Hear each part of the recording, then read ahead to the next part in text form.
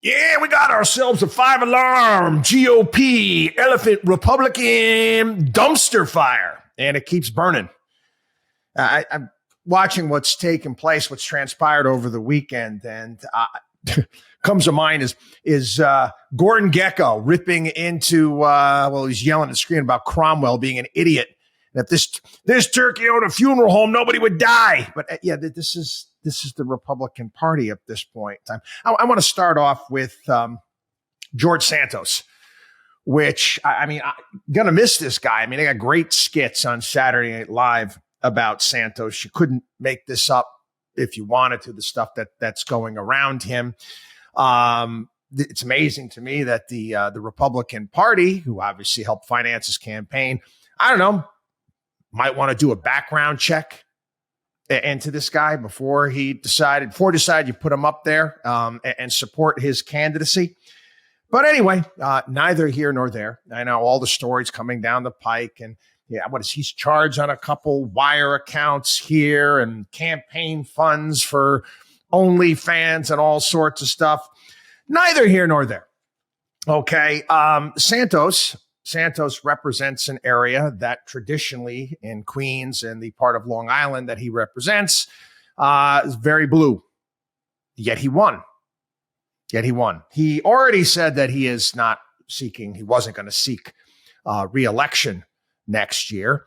So what's the point of expelling this guy? I'm just curious.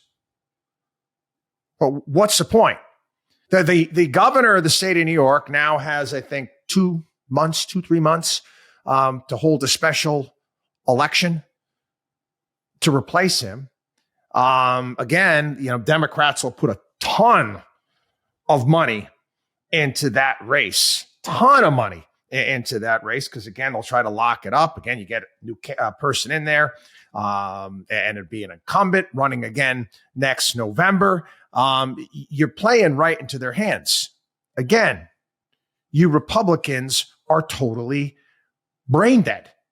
What do Democrats ever expel all the liars and crooks in their party? You can go and take a look. And Miranda Devine did a great piece today in the New York Post talking about this. And you look at the list, you forget about so many of them. You got, Adam Schiff, Mr. Russia collusion, all his BS. Nancy Pelosi and all the stock picking nonsense that took place. What about Eric Swalwell? Yeah, the one that was sleeping with the Chinese spy. Then you get the guy, what was his name there? Bowman, who recently pulled the fire alarm. I didn't know it was a fire alarm.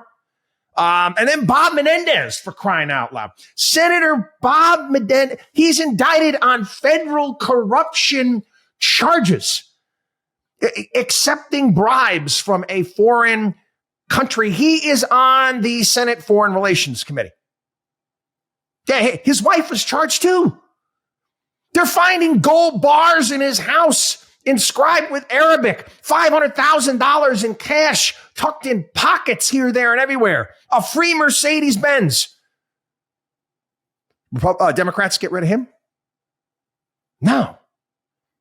Even Senator John Fetterman, Democrat, Pennsylvania, said, if you're going to expel Santos, how can you allow somebody like Menendez to remain? Santos' lies, by comparison, were almost, funny, like he landed on the moon and that kind of stuff. Whereas Menendez has actually done much more sinister kinds of things. Menendez, I think, is really a senator for Egypt. Again, spot on. So what's the point? So now what are they down to? What's their three? For what? The guy was leaving anyway. And now you've got another distraction that you have to deal with. But again, I want to take that and put that aside. Again, Republicans dig in their own hole. I want to go to the state of Florida right now. This got picked up by a lot of the major papers, New York Times, Politico, Washington Post.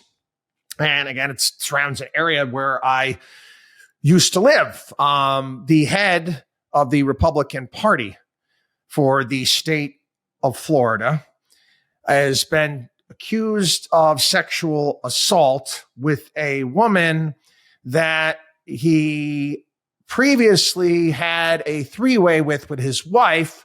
His wife happens to be a national Republican spokeswoman too. She's on the Sarasota school board and was one of the founders of the Moms for Liberty.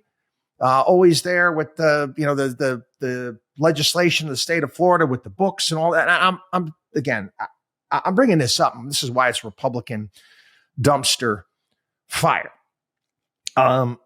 Social issues and things like that are important, and they need to be discussed. But the raging hypocrisy that we see again and again and again by these people that put themselves out in front it's extraordinary to me. I just don't understand why the Republican Party just says, you know what? These are the biggest problems facing the country right now. And you focus on, again, the fact that we're in debt. You focus on the border. You have these top issues, inflation, the economy, and that's it. And that's it. The social issue, all that other stuff, you put aside. You put aside for now. We've got bigger fish to fry. And again, people will argue with that, saying, no, we got to focus on that. It's not a loser for the Republican Party. Listen, okay? You guys got a great deal of respect for Ken Langone. He was going to be a big supporter for Ron DeSantis in the state of Florida, got tired of the way DeSantis was conducting himself within the state. And I think he's putting his money now behind Nikki Haley. Again, not to say that social issues aren't important. And I, have my belief system, and everybody's got their own beliefs in regards to certain social issues. Again, you get these people that are at the forefront, these crusaders on these things. And again, they get caught up in things that they're supposedly against.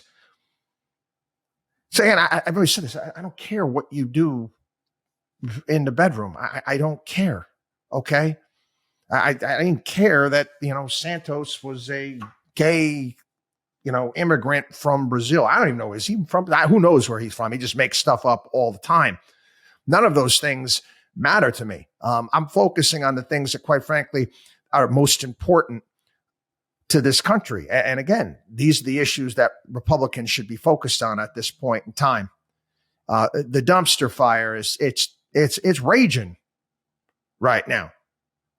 It really is.